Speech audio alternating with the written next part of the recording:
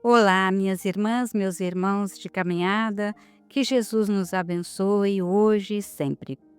Nós estamos estudando o livro dos médiuns, na primeira parte, em noções preliminares, no capítulo 4, que trata dos sistemas. E hoje estudaremos o item 50, que trata do sistema da alma material. E Kardec nos diz que esse sistema consiste apenas numa opinião particular sobre a natureza íntima da alma. Segundo esta opinião, a alma e o perispírito não seriam distintas uma do outro, ou melhor, o perispírito seria a própria alma a se depurar gradualmente por meio de transmigrações diversas, como o álcool se depura por meio de diversas destilações, ao passo que a doutrina espírita considera o perispírito simplesmente como um envoltório fluídico da alma ou do espírito. Sendo matéria o perispírito, se bem que muito etérea, a alma seria de uma natureza material mais ou menos essencial, de acordo com o grau da sua purificação. Este sistema não infirma qualquer dos princípios fundamentais da doutrina espírita, pois que nada altera com relação ao destino da alma. As condições de sua felicidade futura são as mesmas, formando a alma e o perispírito um todo, sob a denominação de espírito, como o germen e o perisperma o formam sob a do fruto. Toda a questão se reduz a considerar homogêneo o todo, em vez de considerá-lo formado de duas partes distintas. Como se vê, isso não leva a consequência alguma, e de tal opinião não houvéssemos falado, se não soubéssemos de pessoas inclinadas a ver uma nova escola no que não é, em definitivo, mais do que simples interpretação de palavras. Semelhante opinião, restrita, aliás, mesmo que se achasse mais generalizada, não constituiria uma cisão entre os espíritas. Do mesmo modo que as duas teorias da emissão e das ondulações da luz não significam uma cisão entre os físicos. Os que se decidissem a formar grupo à parte por uma questão assim pueril, provariam só com isso que ligam mais importância ao acessório do que ao principal, e que se acham compelidos à desunião por espíritos que não podem ser bons, visto que os bons espíritos jamais insuflam a acrimônia nem a cisânia. Daí o concitarmos todos os verdadeiros espíritas a se manterem em guarda contra as tais sugestões e a não darem a certos pormenores mais importância do que merecem. O essencial é o fundo. Julgamo-nos, entretanto, na obrigação de dizer algumas palavras acerca dos fundamentos em que repousa a opinião dos que consideram distintos a alma e o perispírito. Ela se baseia no ensino dos espíritos que nunca divergiam a esse respeito. Referimos-nos aos esclarecidos, porquanto, entre os espíritos em geral, muitos há que não sabem mais, que sabem mesmo menos do que os homens, ao passo que a teoria contrária é de concepção humana. Não inventamos nem imaginamos o perispírito para explicar os fenômenos. Sua existência nos foi revelada pelos espíritos e a experiência nola confirmou, em O Livro dos Espíritos, questão número 93.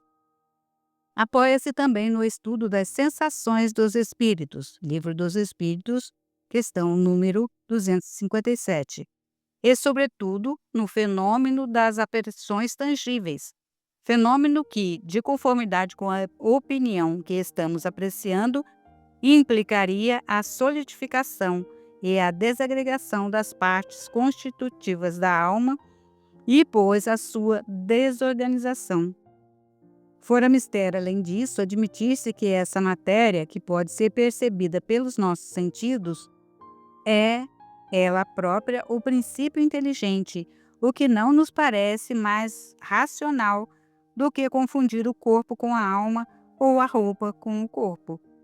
Quanto à natureza íntima da alma, essa desconhecemos-la. Quando se diz que a alma é imaterial, deve-se entendê-lo em sentido relativo, não em sentido absoluto. Por isso que a imaterialidade absoluta seria o nada. Ora, a alma ou o espírito são alguma coisa. Qualificando-a de imaterial, quer-se dizer que sua essência é de tal modo superior que nenhuma analogia tem com os que chamamos matéria, e que assim, para nós, ela é imaterial. O Livro dos Espíritos, questão 23 e 82. Vejamos o que nos explica o Espírito Miramês a respeito desse item. Os sistemas propostos na época da codificação foram diversos. Muitos deles deixamos de mencionar por não haver mais necessidade de serem mencionados, pois o próprio tempo se encarregou de destruí-los. Entretanto, relembramos parte deles para que se tenha uma ideia das dificuldades que enfrentou Allan Kardec no aprimoramento dos conceitos doutrinários. Dificuldades essas permitidas pelos benfeitores encarregados da codificação do Espiritismo para que se apurassem todos os métodos legítimos das comunicações dos espíritos com os médiuns. Se não houvesse nenhuma oposição, seria mais difícil surgir uma doutrina estruturada com segurança. Os contraditores sempre ajudaram na purificação de todos os ensinamentos, principalmente no que se relaciona à obra do codificador Allan Kardec. O grande trabalho que a sua mente lúcida tinha de fazer sozinha teve a ajuda dos perseguidores do Espiritismo. O nada se perde é maravilhoso. Os grandes astros da espiritualidade superior aproveitaram os ataques à obra monumental da codificação para que ela se projetasse com mais fulgor em todos os rumos do saber e do amor mais puro. E Allan Kardec logo reconheceu essa ajuda, que à primeira vista seria difamação. O sistema do qual vamos falar é o da alma material. Confundiu-se o perispírito com alma, e os defensores desta teoria não perceberam, os seus sentidos não alcançaram, que além do perispírito, existem outros corpos que a alma usa para sua jornada na carne, e por vezes mesmo no espaço, no estado em que os espíritos chamam de erraticidade. Esses corpos estão sendo estudados, no afã de se mostrar aos estudiosos suas funções em todos os rumos da evolução do espírito, que constitui matéria mais pura, a qual chamamos diferenciada. A sua qualidade de pureza parece escapar da classificação da matéria, porém, em estudo mais profundo, a matéria confunde-se com a matéria. O que existe que não tenha saído de Deus? Conduzindo o mesmo princípio vital, tudo vive e tudo se move na sua dimensão de evolução e tudo avança para se modificar. O movimento é o encarregado de todas as transmutações rumo à evolução. A razão nos aconselha que conhecer a fisiologia da alma está bem distante das nossas pretensões. Como conhecer o seu mecanismo se escapa ainda da humanidade o conhecimento da organização física e dos inúmeros corpos que servem à alma em sua jornada? Isso depende muito da maturidade do espírito. O ser humano, na classificação que merece ser mostrada, não passa de criança que busca o jardim da infância, onde brinca com as primeiras letras do alfabeto. Sendo o Cristo o mestre dos mestres, devemos aprender com ele como direcionar a nossa inteligência, como harmonizar a nossa mente, e a intuição se deve fazer na filtragem da mente que aprendeu a amar. Tudo veio de Deus. Somos todos e tudo irmãos. Todos os conhecimentos são gradativos para que possamos suportar a ação e a expansão em que se motiva o saber. Até mesmo o amor cresce com o despertamento do espírito. Os destinos das almas não mudam com os sistemas humanos. A estabilidade de todas as coisas é força de Deus para a harmonia da criação. A matéria primitiva, se assim podemos chamar, é uma unidade de energia divina que a cada passo sofre modificações. A alma, diz o espírito Lamennais, é o pensamento, mas na verdade ela é muito mais que o pensamento, porque ela é que pensa, usando de uma matéria diferenciada na maior expressão de pureza que se pode conhecer.